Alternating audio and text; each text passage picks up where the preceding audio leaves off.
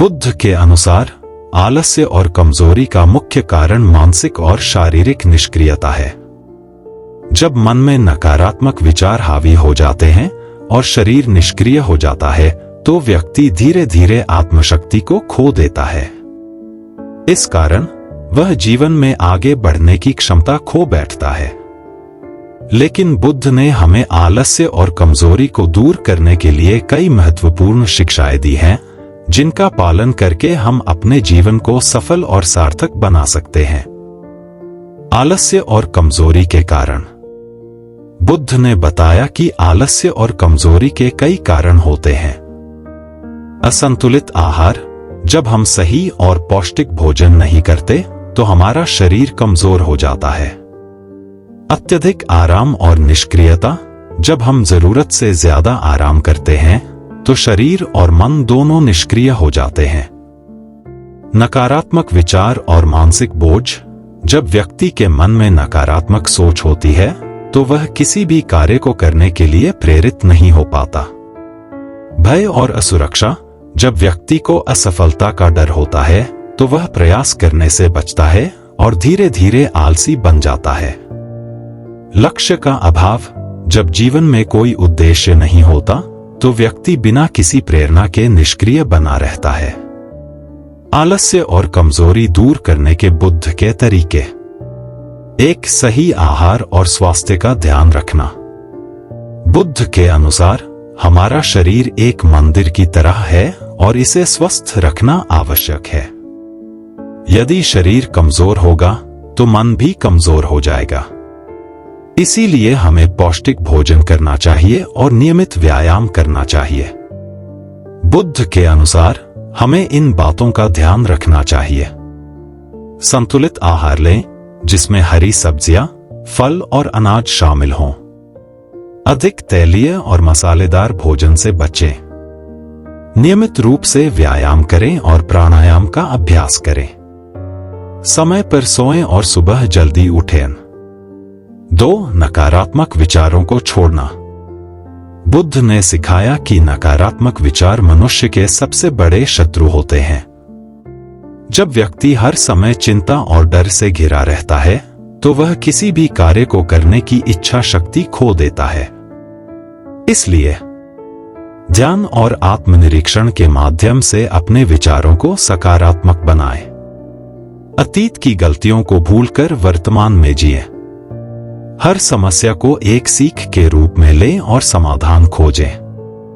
3, परिश्रम और प्रयास करना। बुद्ध ने कहा है, जो व्यक्ति केवल सोचता रहता है और कुछ करता नहीं, वह कभी सफल नहीं होता।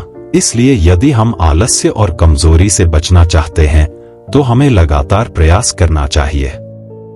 बुद्ध के अनुसार परिश्रम के लिए आवश्यक बातें। अपने कार्यों को टालने की आदत छोड़ें। हर दिन छोटे छोटे लक्ष्यों को पूरा करें।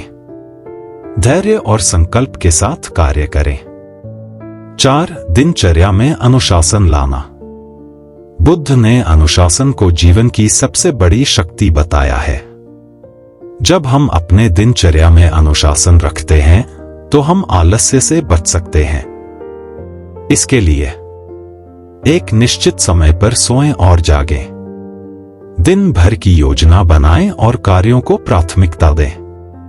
अपनी ऊर्जा को सही दिशा में लगाएं। 5, ध्यान और साधना का अभ्यास करना।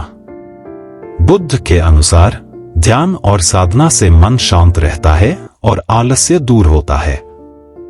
नियमित ध्यान से व्यक्ति में आत्मविश्वास बढ़ता है और कार्य करने की प्रेरणा मिलती है। ध्यान के लाभ।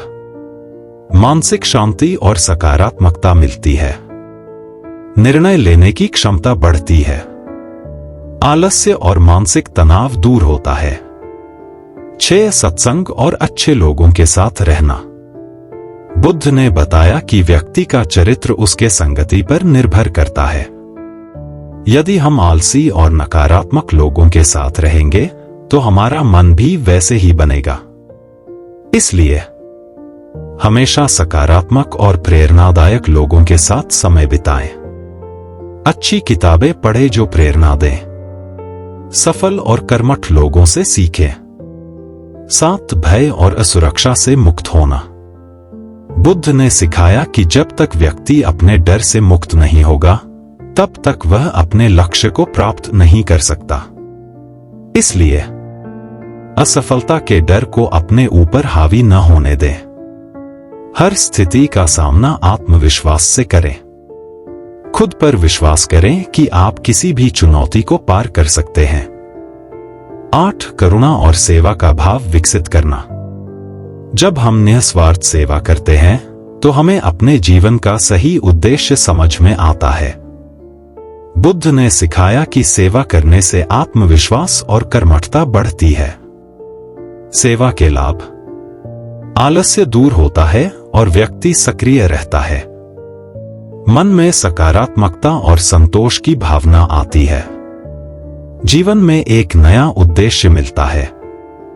बुद्ध के अनुसार आलस्य और कमजोरी मनुष्य की सबसे बड़ी बाधाएं हैं, लेकिन इन्हें दूर करना असंभव नहीं है। यदि हम नियमित ध्यान, अनुशासन, परिश्रम और सकारात्मक सोच को अपनाते हैं, तो हम न केवल आलस्य और कमजोरी से छुटकारा पा सकते हैं, बल्कि अपने जीवन को सफल और संतोषजनक बना सकते हैं।